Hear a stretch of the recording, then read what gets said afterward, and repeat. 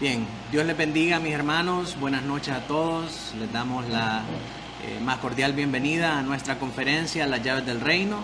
Gracias a todos los que han hecho su mejor esfuerzo por estar acá, tanto de manera presencial como a través de las redes sociales. A todas las personas que de diferentes países nos sintonizan, le pedimos disculpas por la demora, pero pues en lo que arreglamos aquí los problemas técnicos para poder transmitir y asegurarnos de tener una transmisión clara, pues hemos recurrido a un poco más de tiempo del que teníamos presupuestado. Pero ya estamos acá y estamos listos para empezar nuestra conferencia de esta noche. Y antes de comenzar voy a pedirle que oremos al Señor para encomendar este tiempo en sus manos. Así que oremos todos juntos. Amado Dios, Padre Celestial, te damos gracias en esta noche. Gracias, Padre nuestro, por permitirnos, Señor, poder estar aquí juntos, reunidos en tu nombre y poder disfrutar, Señor, de la bendición de tener a nuestro pastor Jorge con nosotros y de poder escuchar, Señor, esta enseñanza que es necesaria para nuestra iglesia y que tú has tenido a bien, Señor, en tu infinita gracia y misericordia, permitirnos tener y permitirnos auspiciar acá en Estandarte de Verdad. Señor bendito, te pido por todos mis hermanos que están aquí presentes y por todos aquellos que nos escuchan por las redes sociales. Señor, abre nuestros oídos de manera que podamos escuchar este mensaje.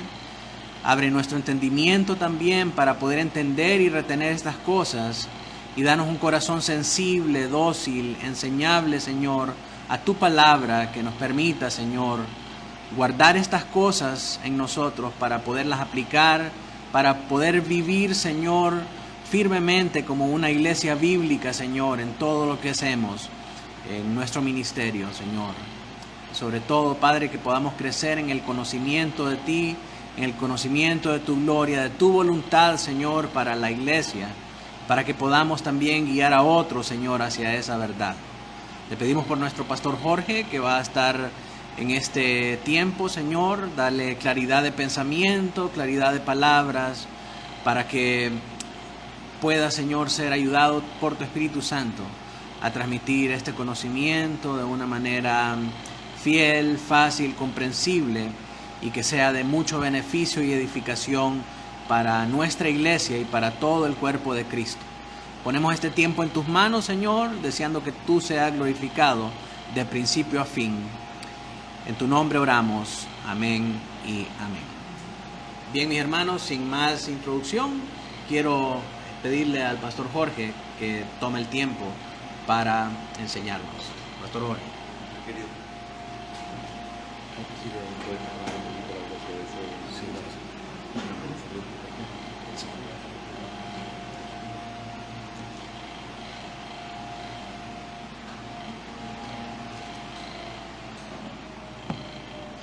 Mis hermanos amados, buenas noches a todos. Que el Señor les bendiga. Digo noches porque en Ecuador ya es de noche, pero sé que aquí todavía estamos a las 6 de la tarde. Estoy muy contento de estar con ustedes. Gracias a ustedes por la paciencia. Estoy desde el sábado tratando de llegar a Honduras y ayer fue un poco demorado con el tema del vuelo desde Bogotá, pero le doy muchísimas gracias a Dios de poder estar con ustedes y compartir este tema que creo que es sumamente importante y espero que pueda cautivar sus corazones, sus mentes, porque no es solamente hablar de doctrina o hablar de lo que tiene que ver con la doctrina de la iglesia, sino cuál es tu parte, tu participación, lo que Dios te ha dado y ha puesto sobre tus manos por causa de ser la iglesia de Cristo. Así que yo quiero, a manera de introducción en esta primera hora de clase o de conferencia, quiero invitarles a todos a abrir conmigo sus Biblias en Gálatas capítulo 5 y vamos a considerar los versículos 7 hasta el versículo 13. Gálatas capítulo 5, los versículos 7 al 13, y lo estoy citando y lo voy a leer a manera de introducción para poder explicar un tema bien importante con respecto a la iglesia. Gálatas capítulo 5, los versículos 7 al 13. Voy a esperar que todos podamos estar ahí para que puedan leer conmigo. Yo lo voy a leer en voz alta y les voy a pedir a ustedes que me sigan con su lectura silenciosa. En Gálatas 5, versículos 7 al 13. La palabra del Señor dice así: vosotros corríais bien. ¿Quién os impidió obedecer a la verdad? Esta persuasión no vino de aquel que os llama. Un poco de levadura fermenta toda la masa. Yo tengo confianza respecto a vosotros en el Señor, de que no optaréis por otro punto de vista, pero el que os perturba llevará su castigo, quien quiera que sea. Pero yo, hermanos, si todavía predico la circuncisión, ¿por qué soy perseguido aún? En tal caso, el escándalo de la cruz ha sido abolido. Ojalá que los que os perturban también se mutilaran. Porque vosotros, hermanos, a libertad fuisteis llamados, solo que no uséis la libertad como pretexto para la carne, sino servíos por amor los unos a los otros. Amén. Este pasaje de la Escritura es sumamente importante. Hace unos años atrás tuve el privilegio de enseñar la carta a los Gálatas en nuestra iglesia y tengo que decir y reconocer delante de ustedes que no la entendía de la manera en que hoy la puedo entender. ¿Por qué? Quizás la mayoría de ustedes está familiarizado con que la carta a los Gálatas trata con un problema que tiene que ver con la falsa doctrina que se estaba introduciendo en la iglesia o en las iglesias que estaban en el sur de Galacia. ¿Qué era lo que se estaba enseñando básicamente? Bueno, Pablo había predicado el verdadero evangelio, un evangelio que dice que lo único que una persona necesita para poder tener el perdón de sus pecados es arrepentirse y creer. Que las obras son importantes, pero que las obras no es lo que te hace ser salvo, sino el resultado inevitable de alguien que ha sido salvado por la fe.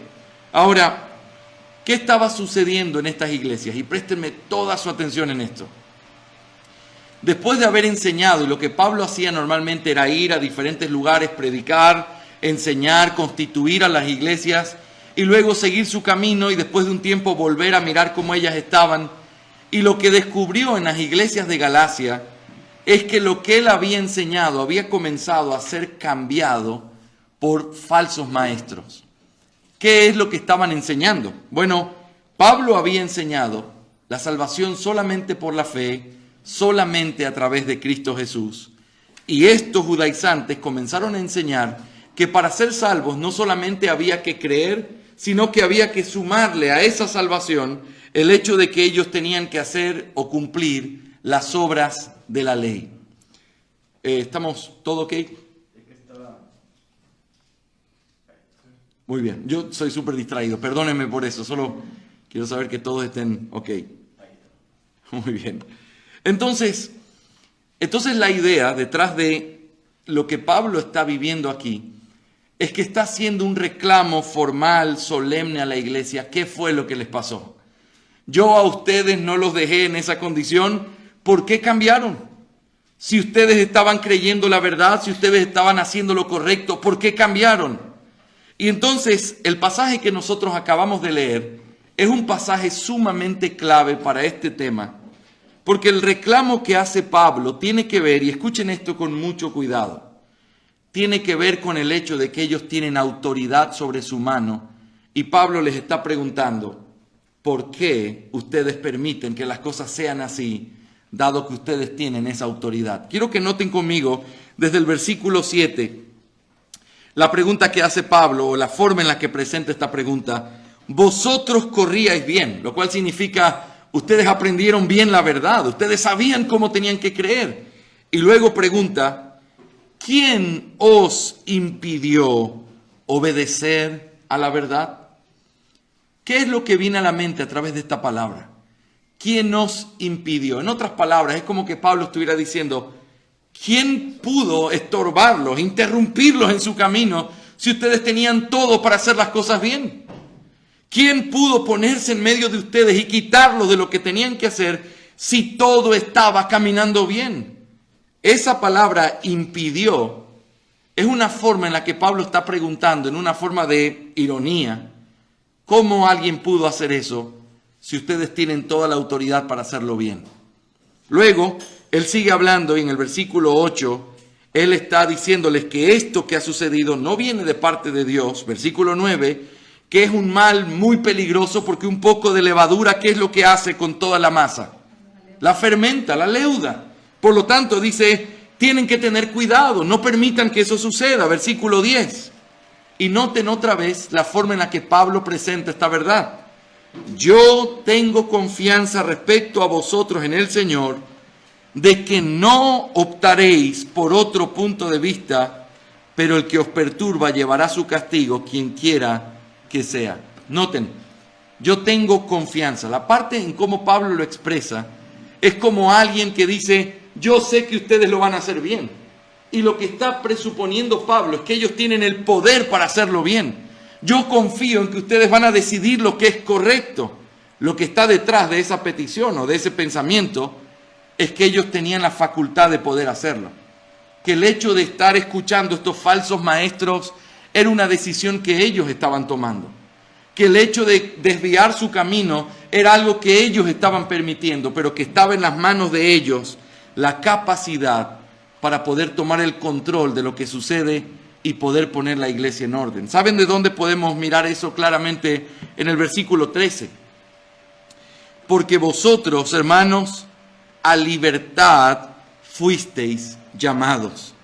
Solo que no uséis la libertad como pretexto para la carne, sino servíos por amor los unos a los otros. Hermanos amados, este asunto es bien importante y esto es lo que los antiguos llamaron la autoridad o el poder que tiene la iglesia. Para no confundirlo con la autoridad que tienen los ancianos, los antiguos le quisieron llamar o poner como título a ese poder libertad. La iglesia tiene libertad. Yo quiero que ustedes razonen conmigo y como es un tipo clase, yo les voy a preguntar y quiero que ustedes me respondan. Si estamos hablando aquí de que ellos fueron llamados a libertad y no el hecho de que alguien tenía que enseñarles o decirles lo que ellos tenían que creer, ¿cuál era el significado de esta libertad con respecto a los falsos maestros que estaban delante de ellos? ¿Saben cuál era esa libertad? Ustedes no tienen por qué escuchar a estos hombres. Ustedes no tienen por qué hacer caso a lo que se está diciendo desde el púlpito. Ustedes ya fueron librados una vez por la sangre de Cristo, han sido comprados por esa sangre preciosísima. Ustedes no tienen por qué esclavizarse otra vez a algo que no tiene que ver con la verdad, sino que tiene que ver con un criterio completamente humano. Ustedes son libres. Ustedes tienen un poder para quitarse de encima aquello que no está bien. Y ese es el reclamo formal que nosotros podemos decir en esta noche y en esta conferencia que estamos tratando de continuar después de lo que vimos el día lunes. Esta iglesia, esta manada gloriosa que Cristo tiene en este lugar y en esta ciudad, tiene libertad. Esa libertad no es una excusa para poder hacer las cosas mal. Es una libertad para poder hacer que se cumpla en medio de ustedes, a través de ustedes, sobre ustedes, lo que Dios ha determinado en su palabra. Ese principio es lo que hace de nosotros una iglesia bautista reformada o congregacional, en el hecho de que sobre la iglesia recae la libertad de poder proteger que se haga con ustedes lo que Dios determina en su palabra. Por eso es tan importante para nosotros como iglesia aprender qué es lo que significa esta libertad que Dios nos ha dado. Si yo te preguntara en esta noche, qué es lo que vamos a mirar en esta clase, ¿cuáles son las libertades que Dios te ha dado como iglesia? ¿Tienes libertad para qué? Bueno, evidentemente no es para determinar la doctrina que la iglesia debe tener, ¿sí o no? La doctrina está en la palabra de Dios. No es para obedecer lo que Cristo ha dicho o no, esa no es libertad. Nosotros estamos bajo el gobierno de Cristo. Pero hay libertades que sí fueron dadas y que es tan importante que cada persona que constituye esta iglesia lo sepa, porque es eso lo que Dios va a demandar de ustedes. Dios les ha dado libertad y tienen que saber en qué consiste esa libertad para que puedan ponerla por obra en cada cosa que Dios demanda de ustedes. Así que en este tiempo vamos nosotros a mirar 3 cosas en las que pudiéramos resumir la libertad que la iglesia tiene. Si yo pregunto, ¿la iglesia tiene libertad para qué? Y vamos a responder, aunque hay más respuestas, vamos a poner las 3 principales, que es lo que yo quiero dejar en el corazón de ustedes, no sin dejarles también un tremendo desafío de la necesidad que ustedes tienen de tener que crecer para poder cumplir correctamente esta libertad. La primera libertad que vamos a considerar es que la iglesia tiene la libertad de elegir a sus pastores o a sus oficiales. ¿Cuál es la primera libertad que una iglesia tiene? Es la libertad de elegir a sus oficiales. ¿Qué significa eso? Que los oficiales no pueden ser impuestos sobre la iglesia. Yo no puedo venir desde Ecuador y decir, hermanos, hoy les voy a presentar a un pastor que ustedes van a recibir y que ahora será su pastor. Hola, conózcanme. Desde hoy yo soy su pastor.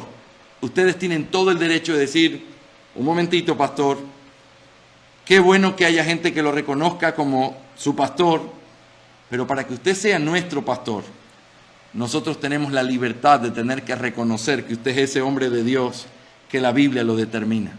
¿Me hago entender? O que alguien simplemente diga, hermanos, a partir de ahora este hermano será su diácono, o este hermano será un predicador en la iglesia. Toda esa libertad la iglesia la tiene para decir, no, tenemos que hacerlo conforme a la palabra. Yo quiero mostrarles a través de diferentes ilustraciones bíblicas en el libro de Hechos, este parámetro y esta forma en la cual nosotros encontramos a la iglesia teniendo libertad para escoger a sus oficiales. Quiero que vean conmigo en Hechos capítulo 1, en primer lugar, y les voy a pedir a todos que puedan mirar en sus Biblias porque vamos a tratar de entender estas ilustraciones y mirar los principios que hay aquí. Hechos capítulo 1, los versículos 15 al 26. Hechos capítulo 1, versículo 15 al 26. Yo quiero que ustedes vean conmigo lo que dice la palabra de Dios y voy a ir leyendo y me voy a ir deteniendo para explicar algunas cosas de manera que la narrativa quede clara. Versículo 15. Por aquel tiempo Pedro se puso en pie en medio de los hermanos, un grupo como de 120 personas estaba reunido allí y dijo, hermanos, tenía que cumplirse la escritura en que por boca de David el Espíritu Santo predijo acerca de Judas, el que se hizo guía de los que prendieron a Jesús, porque era contado entre nosotros y recibió parte en este ministerio. Este, pues, con el precio de su infamia, adquirió un terreno y cayendo de cabeza se reventó por el medio y todas sus entrañas se derramaron. Y esto llegó al conocimiento de todos los que habitaban en Jerusalén, de manera que aquel terreno se llamó en su propia lengua Acéldama, es decir, campo de sangre. Pues en el libro de los Salmos está escrito que sea hecha desierta su morada y no haya quien habite en ella y que otro tome su cargo. Por tanto, es necesario que de los hombres que nos han acompañado todo el tiempo que el Señor Jesús vivió entre nosotros, comenzando desde el bautismo de Juan hasta el día en que de entre nosotros fue recibido arriba, uno sea constituido testigo con nosotros de su resurrección. Presentaron a 2, a José llamado Barsabás, al que también llamaban Justo, y a Matías. Y habiendo orado dijeron, tú, Señor, que conoces el corazón de todos, muéstranos a cuál de estos 2 has escogido para ocupar este ministerio y apostolado del cual Judas se desvió para irse al lugar que le correspondía. Echaron suertes y la suerte cayó sobre Matías y fue contado con los 11 apóstoles. Muy bien, vamos a recapitular la historia. El Señor Jesús acaba de ascender a los cielos, los ángeles aparecen y le dicen, así como le habéis visto ir, así también volverá, ¿se acuerdan? Lo cual significa un regreso corporal, visible, la segunda venida gloriosa de Cristo. Pero en medio de eso se encuentran con una realidad. Judas había traicionado al Señor, y era el mandato de que tuvieran 12 apóstoles y solamente habían 11. Así que Pedro se pone en pie, está el grupo de la iglesia que había en esos días. ¿Cuántas personas habían? 120. Y entonces se para y dice, hermanos, ustedes saben lo que el Señor dijo a través de David, y entonces lo que iba a suceder, y Judas hizo esto, y entonces murió. Pero entonces, en el versículo 21, dice que es necesario que tengan que escoger a un hombre para que pueda reemplazar a Judas. Ahora, quiero que noten esto. ¿Cuáles eran las condiciones que aparecen en estos versículos 21 y 22 que se tenían que cumplir para poder buscar a estos hombres? ¿Qué características debían cumplir estos hombres? ¿Qué cosa? ¿Qué características? 21 y 22. ¿Alguno? Muy bien. En primer lugar, alguien que desde su bautismo tenía que haber vivido con Jesús, haber escuchado sus enseñanzas. Era evidente, si iba a ser un apóstol, iba a tener toda la autoridad, tenía que haber estado con él. ¿Y qué más? Y tenía que haber estado ¿hasta cuándo? Hasta su resurrección y hasta que fue recibido arriba. Ahora, noten esto. Esos son los requerimientos, ¿sí o no? ¿Quién los dio? ¿Quién estableció que esos eran los requisitos para escoger estos hombres? Tenemos que decir Pedro, ¿verdad? Pedro lo está diciendo, pero lo dice guiado por Dios, y precisamente son requisitos dados por Dios a través de Pedro. Ahora noten el patrón muy interesante. El versículo 23 dice, presentaron a dos. Yo les hago esta pregunta. ¿Quiénes presentaron a estos dos? La iglesia. Pedro se pone de pie, otra vez versículo 15, y le habla a ese grupo de 120 personas y les dice, hermanos, es necesario. Y entonces, después de que Pedro da los requerimientos, la iglesia presenta a estos dos. Ahora bien, quiero hacer un paréntesis importante aquí. El libro de Hechos es un libro especial porque nosotros podemos, y a mí me gusta ilustrar cómo entender la Biblia de manera correcta. La Biblia tiene que ser entendida en la revelación progresiva en la que nos fue dada. Por ejemplo, aunque todo lo que fue escrito en la Biblia puede servir para nuestro bien, no todo fue escrito directamente para nosotros. Ustedes saben que hemos escapado de la mala doctrina que dice, oh, si tú quieres una casa en este barrio tan bonito, entonces ve y sacude los pies en un lugar y trota 7 veces alrededor de eso, porque ahí en el libro de Josué dice que entonces caerán Han escuchado eso, ¿verdad? Y uno dice, espérate, pero ahí dice en la Biblia, sí, dice en la Biblia, pero eso no fue dado para nosotros hoy. Eso es parte de la revelación progresiva. Dios lo dio para ellos en ese tiempo y lo cumplió. Ahora, el libro de Hechos tiene que ser entendido, y a mí me gusta ilustrarlo de esta manera. Es como la iglesia si tuviéramos que compararla con un bebé. Un bebé cuando está en el vientre de su madre y está en los días en los que va gestándose hasta que cumple los 9 meses y finalmente nace, ese bebé vive de una manera diferente a lo que vive después de que nace, ¿sí o no? ¿Cómo respira? Ah, pastor, es que no sé cómo explicarle. A través del cordón umbilical.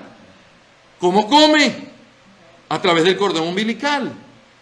¿Cómo se mueve? ¿Cómo existe? No sé cómo, pero está ahí adentro y sí existe, porque cuando nace está bien vivo. Ahora, después de que nace, ya no come a través del cordón umbilical, ¿sí o no? Ahora necesita aire para sus pulmones, necesita comer para... Entonces es el mismo bebé, pero son 2 estados distintos. El uno es un estado especial y el otro es un estado ordinario. Cuando ustedes lean Hechos, consideren a la iglesia en el estado especial, en el vientre de la madre, por usarlo con la ilustración. Hay cosas especiales que eran temporales y que no iban a durar para siempre. Por ejemplo, los apóstoles estaban vivos. Habían profetas, habían mujeres que profetizaban, habían dones extraordinarios como pasando y la sombra de Pedro iba sanando a un montón de personas. Definitivamente son cosas reales que sucedieron, pero que eran como un bebé en el vientre de la madre, que tenía un tiempo hasta que eso naciera y volviera a un estado ordinario. Ahora, si yo les pregunto a ustedes, de este pasaje, ¿qué creen ustedes que está en el tiempo extraordinario que ya no puede ser repetido el día de hoy en la elección de estos 2 entre estos dos hombres a aquel que iba a ser el apóstol. Ya no hay apóstoles, muy bien, pero lo otro es que se hizo por suerte. ¿Se dieron cuenta? Por favor, no hagan eso el día de hoy. Paran a dos, vamos a tirar los dados a ver qué número sale. No hagan eso, porque eso era una cosa extraordinaria. Ahora, pero si nosotros salimos de ese paréntesis y miramos el patrón que hay, ¿qué es lo que encontramos? En primer lugar, encontramos a Dios dando la orden de que tiene que restituirse un apóstol por causa de Judas que ya no estaba. Número 2, se le dice a la iglesia. Número 3, Dios establece los parámetros que se tienen que cumplir a través de los apóstoles. Y número 4, es la iglesia quien lo ve, los reconoce y los presenta. ¿Pueden ver ese patrón? Ahora, de una manera bien interesante, cuando uno va al capítulo 6, miren conmigo Hechos capítulo 6, uno encuentra exactamente el mismo patrón en otro contexto, ahora hablando de los diáconos. Fíjense, versículo 1. Por aquellos días, al multiplicarse el número de los discípulos, surgió una queja de parte de los judíos helenistas en contra de los judíos nativos, porque sus viudas eran desatendidas en la distribución diaria de los alimentos. Versículo 2. Entonces los 12 apóstoles, o los 12, convocaron a la congregación de los discípulos y dijeron: no es conveniente que nosotros descuidemos la palabra de Dios para servir mesas. Por tanto, hermanos, escoged de entre vosotros 7 hombres de buena reputación, llenos del Espíritu Santo y de sabiduría, a quienes podamos encargar esta tarea, y nosotros nos entregaremos a la oración y al ministerio de la palabra. Lo propuesto tuvo la aprobación de toda la congregación, y escogieron a Esteban, un hombre lleno de fe y del Espíritu Santo, y a Felipe, y a Prócoro, y a Nicanor, a Timón, a Parmenas y a Nicolás, un prosélito de Antioquía, a los cuales presentaron ante los apóstoles, y después de orar pusieron sus manos sobre ellos. Noten el patrón y otra vez volvamos a revivir la historia. La iglesia comienza a crecer. Ahora, parte del ministerio, como siempre ha sido, el hecho de tener que ayudar a los pobres y a los necesitados, la iglesia atendía a las viudas. En medio de eso comienza a haber un problema porque un cierto tipo de viudas no estaba siendo atendida. La razón no era una mala motivación ni nada por el estilo, simplemente ya no se abastecían porque había mucha gente. Entonces, los apóstoles convocaron ¿a quién?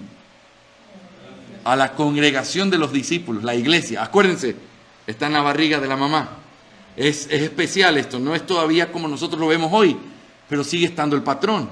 Convocan a la congregación de los discípulos y les dicen: hermanos, no podemos descuidar la palabra ni tampoco la oración por el hecho de atender mesas. No es porque eso sea algo inferior, sino porque ellos habían sido comisionados para poder darnos la palabra de Dios, y ese era el ministerio que ellos tenían que cumplir. Entonces, ¿qué fue lo que hicieron? En primer lugar, ponen ciertas cualificaciones que debían cumplir esos hombres. ¿Qué cualificaciones encontramos? En el versículo 3. Buena reputación o buen testimonio. ¿Qué más? Llenos del Espíritu Santo y también de sabiduría. Y gente responsable o fiel, porque dice a quienes podamos encargarles esta tarea. Ahora, esas cualificaciones, vuelvo a preguntar, ¿quién las dio? Los apóstoles, de parte de Dios. Así que las cualificaciones no son dadas por la iglesia o por los hombres, sino que directamente vienen de parte de Dios.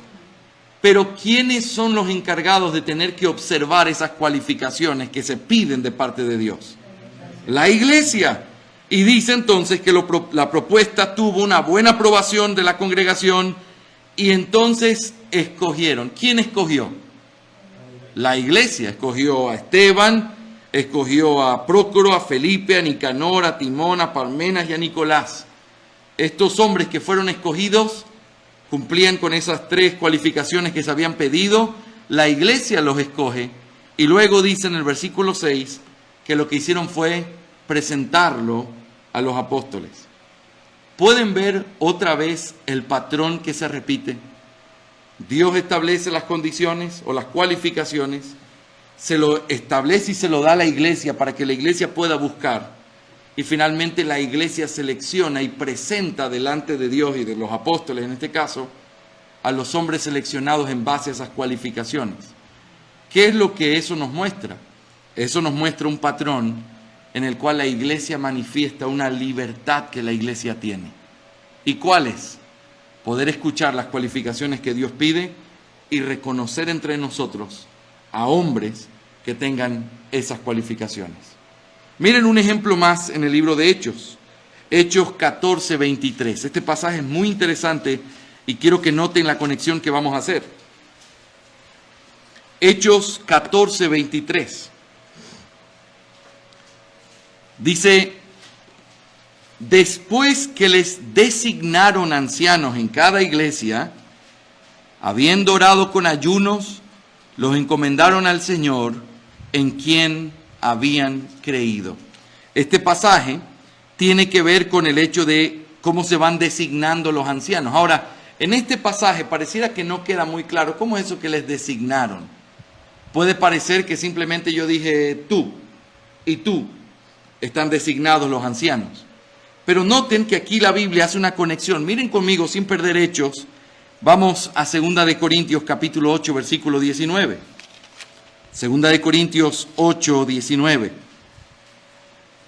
Aparece la misma palabra designaron, pero quiero que noten la connotación en la que aparece en 2 de Corintios 8, 19. Dice, desde el versículo 18, para ver el contexto, y junto con él hemos enviado al hermano cuya fama en las cosas del Evangelio se ha divulgado por todas las iglesias. Y no solo esto, sino que también ha sido designado por las iglesias como nuestro compañero de viaje en esta obra de gracia, la cual es administrada por nosotros para la gloria del Señor mismo y para manifestar nuestra buena voluntad. La palabra designar en 2 de Corintios capítulo 8, ¿qué idea tiene? ¿Qué es lo que ustedes entienden ahí por y también ha sido designado por las iglesias como nuestro compañero?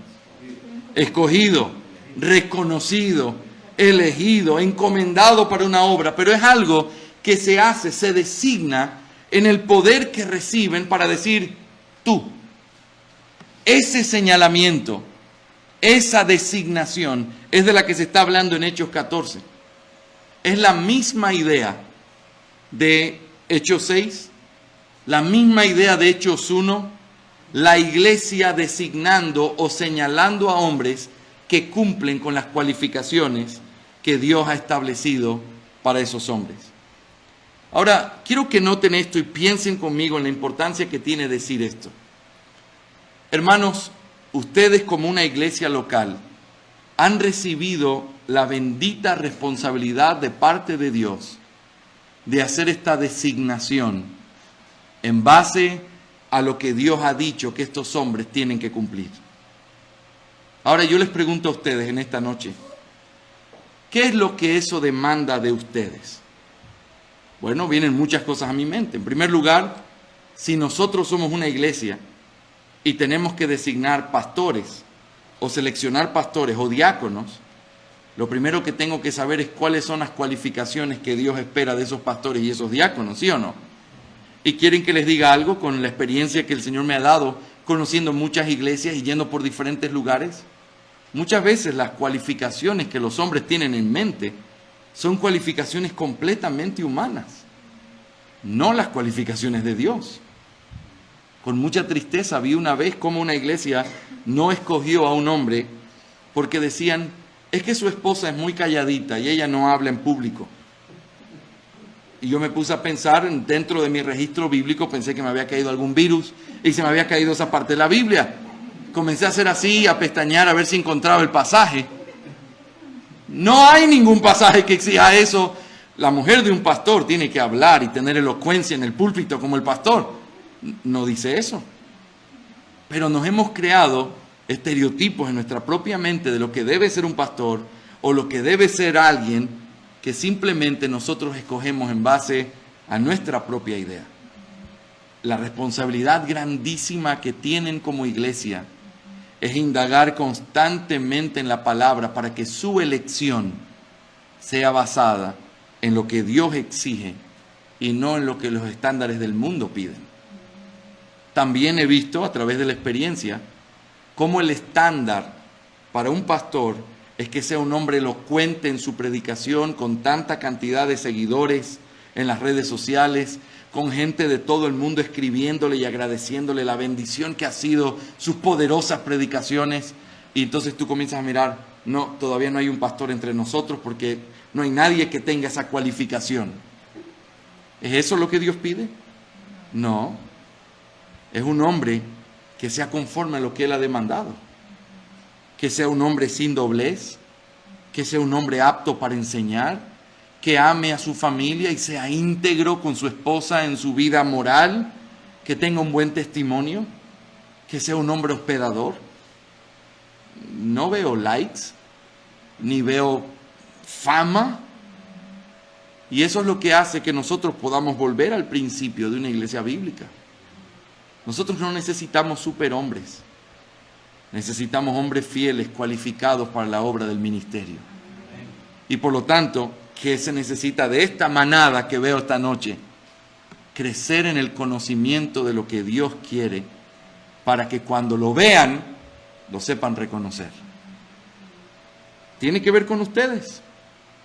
Tiene que ver también con que los hombres que Dios nos ha dado puedan ser evaluados todo el tiempo a la luz de esos estándares, para que siempre haya una iglesia que cuida a su pastor. Hace unos días atrás yo le decía a una iglesia amada, hermanos, la virtud más preciosa que puede tener un pastor es una iglesia que lo ame tanto, que no le permita apartarse en sus pecados hasta un momento en el que simplemente cae en algo escandaloso, porque no hubo nadie que pudiera estorbarlo en su camino.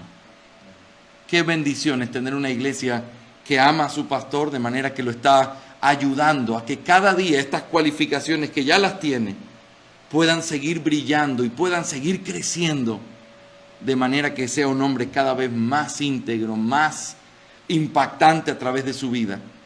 Pero eso no es algo con lo que uno nace. Es como una plantita, y ustedes sí que saben de agricultura en esta ciudad. Pero las plantitas pueden tener en la semilla toda la esencia del gran árbol que van a llegar a ser. Pero para llegar a ser ese gran árbol hay un pequeño proceso de algunos años, de alguien que tiene que cuidar y sacar el máximo potencial para que ese árbol llegue a ser lo que tiene que ser. No es diferente con nuestros pastores, no es diferente con nuestros diáconos. He leído historias de pastores que fueron 52 años pastores de sus iglesias y murieron siendo pastores. Y uno dice, qué preciosa figura, pero no solo de un gran hombre, de una iglesia que lo amó, les tuvo paciencia, lo ayudó a crecer. Y realmente en eso consiste una iglesia bíblica. Amarlo tanto al pastor que Dios les dé y a los pastores que Dios les dé, que ustedes puedan servir como un vallado alrededor de él, para evitarle que pueda destruir su propia vida, porque nosotros tenemos la facultad de destruir nuestras vidas en nuestras propias manos. Por favor, nunca permitan que el hombre de Dios que Dios ha puesto en este lugar y todos los que Dios ponga en este lugar se descalifique por no haber sido advertido por una iglesia que lo amó y que lo estorbó para que él pueda llegar a ser el hombre que tenía que ser. Ese es un principio importantísimo en la vida de una iglesia. Tener buenos pastores no es la suerte del destino, es una iglesia trabajadora, esforzada, que ama y que en vez de murmurar, corrige. Y eso el Señor da fruto en su tiempo. Y realmente es así. Así que la primera libertad que una iglesia tiene que ver con poder elegir a sus oficiales. Eso es una tremenda responsabilidad. Y quiero darles algunas advertencias de manera práctica.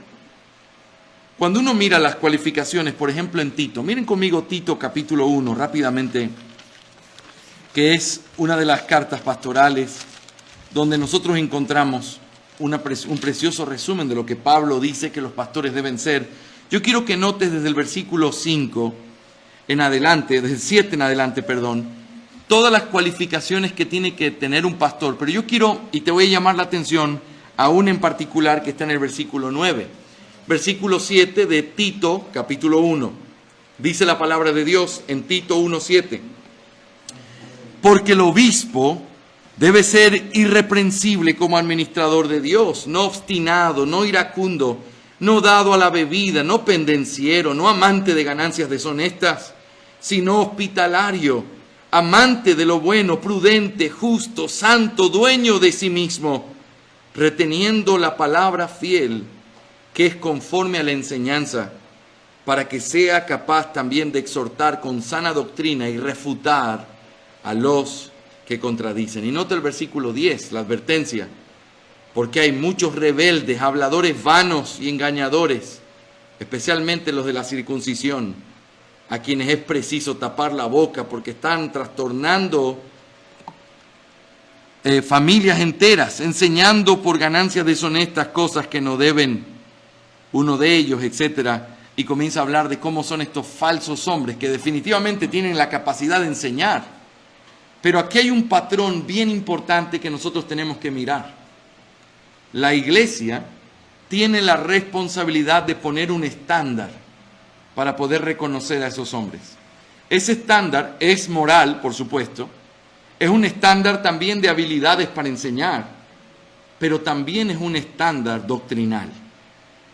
Hermanos, yo sé que quizás ustedes han escuchado esto muchas veces, pero es importante volver a repetirlo. Qué bendición el ser una iglesia confesional. Eso no es algo que uno lo escribe simplemente en un papel y lo deja olvidado. Cuando tú tienes una confesión de fe, tú tienes un resumen de lo que nosotros creemos que la palabra de Dios dice. La confesión de fe sirve como una especie de una regla. Si alguno de ustedes ha ido a un parque de diversiones, a mí no me gustan las montañas rusas ni nada que sea con altura, pero normalmente cuando te vas a subir a uno de esos juegos, te ponen una pequeña vara y donde dicen a ver si los niños pasan, ¿verdad? Yo la he pasado hace algunos años, pero no me atrevo a subirme todavía a ninguna.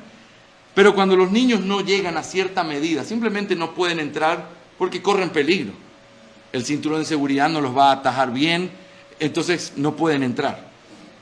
Esa vara de medir es la misma que debería estar en la puerta de nuestras iglesias cuando consideramos a hombres para el ministerio. Tiene que haber una vara que nos diga si este hombre habla conforme a la verdad o no. Ahora yo les voy a hacer una pregunta. ¿Y quiénes creen ustedes que son los llamados y los responsables de tener que medir a ese pastor con respecto a lo que enseña? La iglesia. Gracias por decirlo. Es la iglesia. Sí, otros pastores, gloria al Señor por nuestros pastores. Pero la iglesia es columna y baluarte de la verdad, como nosotros lo veíamos en los días anteriores. Columna y baluarte de la verdad implica que esa responsabilidad Dios nos la dio a nosotros. Y el estar sentados midiendo es parte de nuestra responsabilidad. Hermanos, estoy seguro que ustedes han visto como yo, con mucha tristeza, iglesias que alguna vez fueron buenas iglesias y que después de algunos años se convirtieron, como dice la Escritura, en sinagogas de Satanás. Lugares donde se predicaba, sí, quizás no tenían todo el evangelio completo en sus implicaciones, pero por lo menos era un evangelio sano. Era un evangelio donde te decían que era Jesucristo, a través de Él solamente que alguien era salvo. Y de pronto, después de unos años, por una moda que llegó y por unos profetas que llegaron, de pronto recibieron en revelación que no tenían que abrir la Biblia por todo el año. Así que lo que hacían era reunirse a cantar y después se iban a su casa. Y tú dices, o comenzaron a practicar cosas como la risa santa, o comenzar a tirarse para atrás. Y tú dices, ¿qué pasó con esta iglesia? Quiero decirles eso. Escuchen esto con mucho cuidado. El Señor Jesucristo prometió que Él edificaría su iglesia. Amén. Escúchame bien. Esa promesa es para la iglesia universal. Siempre va a haber una iglesia de Cristo. Pero escúchame bien. No necesariamente siempre va a seguir siendo esta una iglesia. ¿Sabes por qué? Porque nosotros tenemos responsabilidad en hacer que eso se cumpla. Nosotros tenemos esa responsabilidad. Esta iglesia, así como la mía en Ecuador, no está exenta de convertirse en una sinagoga de Satanás, si se comienza a descuidar el cuidado que se debe tener de la doctrina, de los ministros, de lo que se predica. Y la única manera de asegurar que en este púlpito se siga predicando la verdad no es solo teniendo buenos ministros que prediquen la verdad, es teniendo una iglesia que conozca la doctrina. Porque cuando alguien se atreva a predicar lo que comenzaron a predicar los judaizantes en Gálatas, se para y diga: no, hermano, eso no podemos escuchar, porque nosotros hemos sido salvos por la gracia de Dios. Y lo que usted enseña está esclavizando nuestras conciencias. Eso no es conforme a la verdad. Esa es la responsabilidad que una iglesia tiene. Y volvemos a nuestra idea. Eso es lo que Pablo le está reclamando a los Gálatas. ¿Quién les impidió a ustedes? Teniendo el poder para hacerlo, ¿quién se los impidió? No, Pablo, nadie. Entonces, ¿por qué lo hacen? Y luego Pablo dice: pero confío en que ustedes van a escoger lo correcto. Eso es lo que hace la doctrina. Y una cosa que tiene que pasar siempre por nuestra mente es que lo que hace que una iglesia se perpetúe y siga avanzando a través de los años es cuando no solo los que estamos parados aquí, sino los que están sentados ahí, tienen un compromiso real con la doctrina, con la verdad y con crecer en su conocimiento de la palabra, de manera que puedan cuidar la doctrina y tener una correcta vara de medir de aquellos que van a ser sus pastores y sus oficiales. Amén. ¿Se dan cuenta que no es solo doctrina? Esto tiene que ver con ustedes. Tiene que ver con su responsabilidad delante de Dios. Vamos a mirar una segunda cosa antes de hacer nuestro primer break. Hemos visto entonces en primer lugar, y quiero que ustedes respondan conmigo, la iglesia tiene libertades. ¿Y cuál es la primera libertad que la iglesia tiene? ¿Para qué?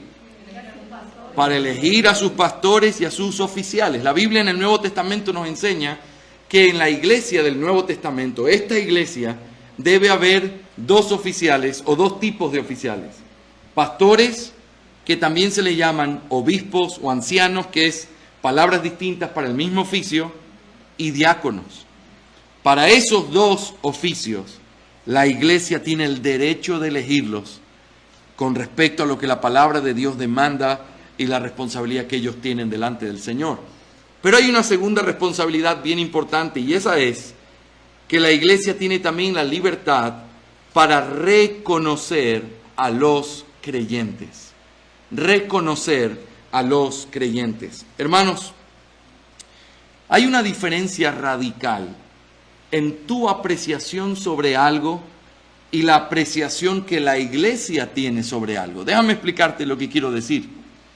Yo puedo decirle a alguien: yo a partir de ahora te voy a tratar como un no creyente porque yo creo que tú no conoces al Señor. Esa apreciación, aunque yo sea el pastor de una iglesia, es simplemente mi apreciación como cristiano. No es autoritativa y no es sino simplemente mi apreciación sobre eso, aunque pudiera tener buenas razones. Pero cuando la iglesia se reúne y dice: tú no eres cristiano, la connotación es completamente distinta. La autoridad Cristo se la dio a ese grupo de creyentes unidos en ese cuerpo, haciendo un veredicto como ese. Y eso en lo que tiene que ver con expulsión. Pero si lo vemos desde la parte inversa, también tiene que ver con el hecho de reconocer a cristianos. Es la iglesia la única la que puede hacer entrar a alguien en la comunión y decir: tú eres nuestro hermano. O a alguien que recién comienza su proceso, decirle: tú puedes ser bautizado, tú eres un verdadero creyente. Eso es algo que solo la iglesia tiene como un deber y un derecho. Y quiero que veamos dos ejemplos en particular en el libro de Hechos. Y quiero decirles, estos ejemplos son los que se usaban antiguamente para poder defender toda esta postura bíblica de las libertades que tiene una iglesia. Hechos capítulo 9, versículos 26 y 27. Hechos 9, 26 y 27. El capítulo 9 de Hechos es precioso porque es la historia de la conversión de Saulo. Esa historia que se repite por lo menos en dos ocasiones más en el libro de Hechos. y que ustedes recuerdan quién era Saulo. Solo estoy haciendo este contexto para estar claro al verlo. Era un tremendo asesino y perseguidor de la iglesia.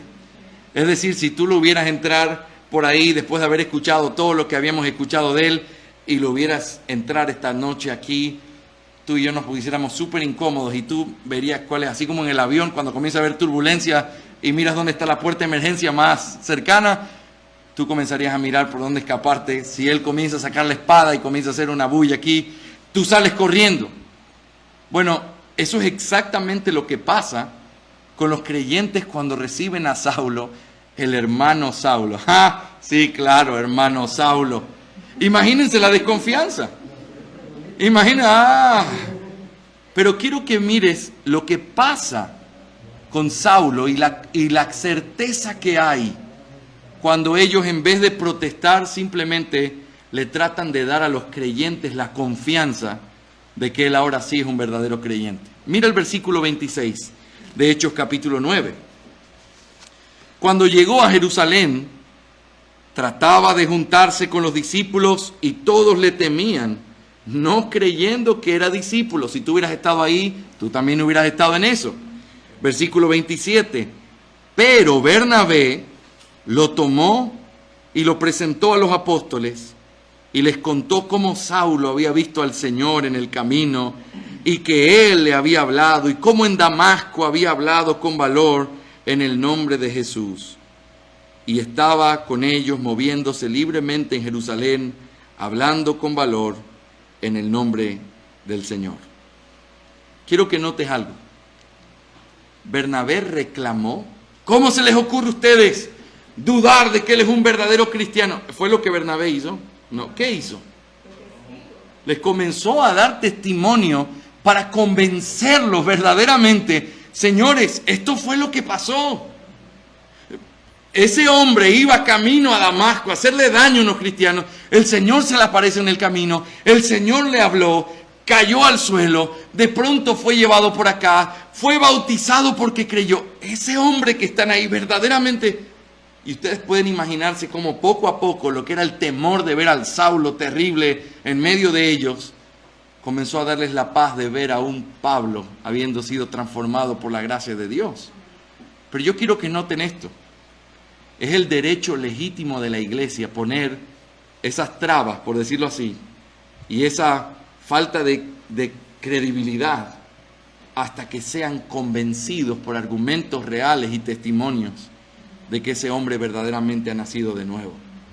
Quiero que noten un ejemplo muy parecido en Hechos capítulo 10, versículo 47. Hechos 10, 47. Versículo 44, primero para entender el contexto.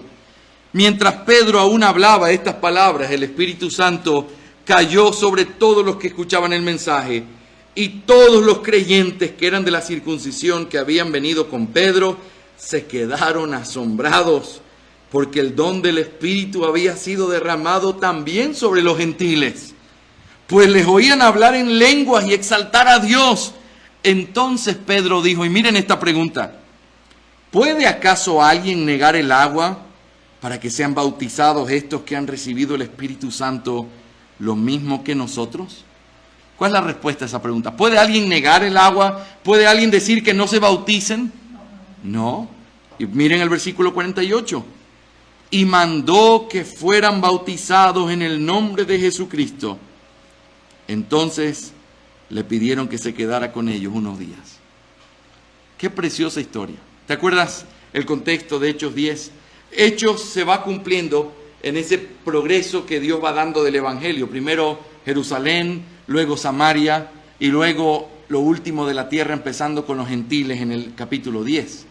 ¿Qué va pasando aquí? Pedro recibe una visión, estando en la parte de arriba, ve un lienzo que se abre con animales inmundos y un cuchillo que decía, mata y come. Y Pedro dice, no, yo no puedo comer. Esa visión no tiene nada que ver con que ahora en el Nuevo Testamento podemos comer chicharrón, ni nada de eso, ¿verdad? Estamos claros al respecto. Eso no es lo que está diciendo ahí. Él está llamándole inmundo a esos animales, precisamente porque esa es su ley, eso fue lo que aprendió. Y el Señor le repite, no llames inmundo a lo que Dios ha santificado. y luego lo conecta con el hecho de que lo envía a la casa de un gentil a predicar el evangelio, porque esos hombres estaban esperándolo. Y cuando llega, comienza a predicar, ¿y qué es lo que sucede? El Señor los salva. ¿Y cómo se dan cuenta que fueron salvados? Porque comenzaron a hablar en lenguas. Se dan cuenta de un detalle: el hablar en lenguas es una señal para poder mostrar que realmente la obra del Espíritu Santo había sido hecho en ellos. Así que comienzan a hablar en lenguas, se muestra de manera evidente delante de todos ellos que las mismas lenguas que ellos habían hablado en Hechos 2, ahora estos gentiles estaban hablándolas.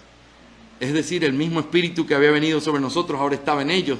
Y Pedro aprovecha para decir o hacer la pregunta, por decirlo así, a la congregación que está ahí.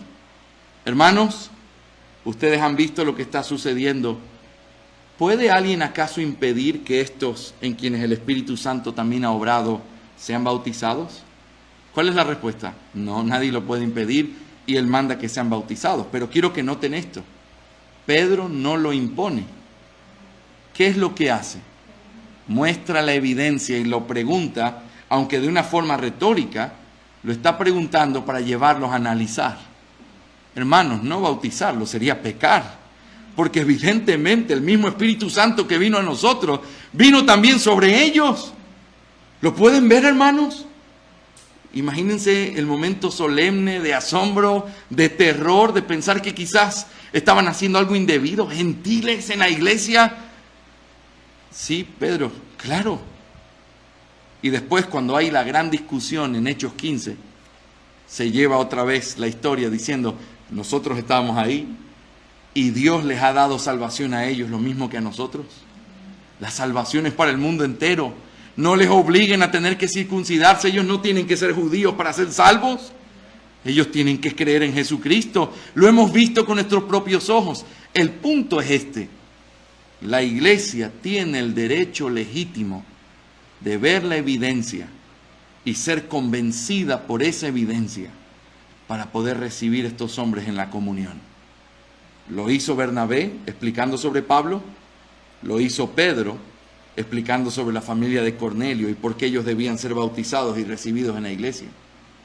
Tiene que ver con un derecho legítimo de reconocer a aquellos que son verdaderamente creyentes. Qué preciosa libertad que Dios nos da. Porque no tenemos que simplemente creer: él es cristiano, les presento al hermano fulano de tal. Yo debo tener siempre una buena disposición, pero tienen que saber todos ustedes en esta noche que la responsabilidad de tener que mirar el fruto es nuestra, de tener que meternos en la vida de esa persona es nuestra, y no en un mal sentido, no con una sospecha pecaminosa. Cristiano dice que es ahora. No, genuinamente, pero diciendo: Señor, por favor, ayúdame a ver el fruto en la vida de esa persona. Y eso nos muestra la responsabilidad preciosa que tiene la iglesia de tener que ser parte en el proceso de recibir miembros en esta iglesia. Y de eso vamos a hablar después de este receso que vamos a hacer ahora y continuamos nuestra clase en un momento más.